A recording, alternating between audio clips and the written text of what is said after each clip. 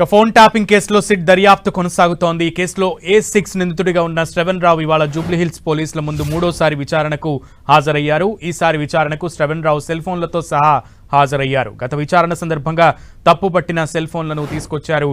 ఇక cell phone data కోసం శ్రవణ్ రావు విచారించినట్లుగా తెలిసింది.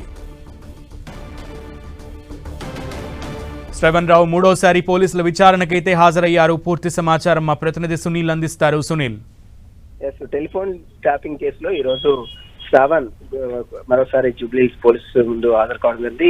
ప్రస్తుతం గతంలో 2 సార్లు విచారణకు హాజరై పోలీసులు అడిగినటువంటి కొన్ని ఎవిడెన్స్ ని తీసుకురాకుండా పోలీసులను తప్పుదోవ పట్టించే ప్రయత్నం చేశారు. ఈ రోజు మరొకసారి గతంలో ఫోన్ ట్యాపింగ్ చేసిన తన మొబైల్స్ మొత్తం కూడా తీసుకొని రావాలని శ్రవణ్ కుమార్ కి స్పెషల్ ఇన్వెస్టిగేషన్ టీం అధికారులు ఆదేశాలు జారీ చేశారు. ఈ నేపథ్యంలో శ్రవణ్ కుమార్ తన మొబైల్స్ ని కూడా తీసుకొని రావడం గతంలో వచ్చినప్పుడు దుబాయ్ లో వెళ్ళినప్పుడు తీసుకున్నటువంటి మొబైల్స్ ని తీసుకొచ్చి పోలీసులకు చూపించారు. కానీ ఆ మొబైల్స్ కాకుండా గతంలో వాడినటువంటి మొబైల్స్ ని తీసుకురావాలని ఈ రోజు మరొకసారి ఆదేశాలు జారీ చేసిన నేపథ్యంలో శ్రవణ్ కుమార్ ఈ రోజు ఉదయం 10 గంటల పరిసర ప్రాంతంలో జూబ్లీహిల్స్ పోలీసుల ముందు హాజరు కావడం ప్రస్తుతం అయితే విచారణ అయితే కొనసాగుతుంది.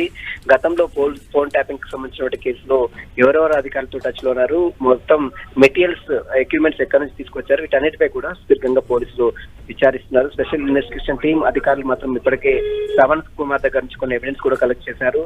గతంలో పెట్టినటువంటి సర్వర్ రూమ్లకు సంబంధించిన విషయాలు కావచ్చు, కాల్ డేటా సంబంధించిన విషయాలు కావచ్చు, హార్డ్ డిస్క్ కు సంబంధించిన విషయాలు కావచ్చు, వీటన్నిటిపై కూడా పోలీసు సిట్ అధికారులు శ్రవణ్ కుమార్ నుంచి వివరాలు సేకరిస్తున్నారు. ఇక మరోవైపు శ్రవణ్ కుమార్ మొబైల్ డేటాలో ఉన్నటువంటి డేటాను మొత్తం కూడా రీట్రైవ్ చేసే దిశగా పోలీసులు అయితే సమాయత్తం అవుతున్నారు. ప్రస్తుతం అయితే విచారణ అయితే కొనసాగుతుంది.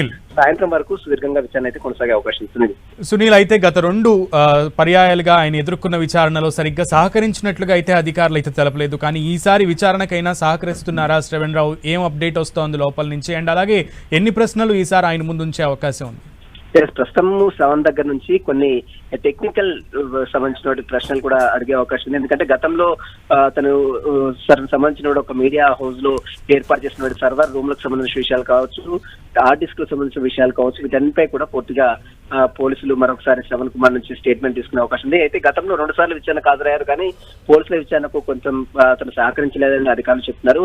గతంలో మొబైల్స్ తీసుకురావాలని చెప్పేటప్పుడు కూడా అతను పోలీసులు మిస్యూజ్ చేసే దిశగా మొబైల్స్ ని అదే దుబాయ్ లో తీసుకున్న మొబైల్స్ ని తీసుకొచ్చి చూపించాడు.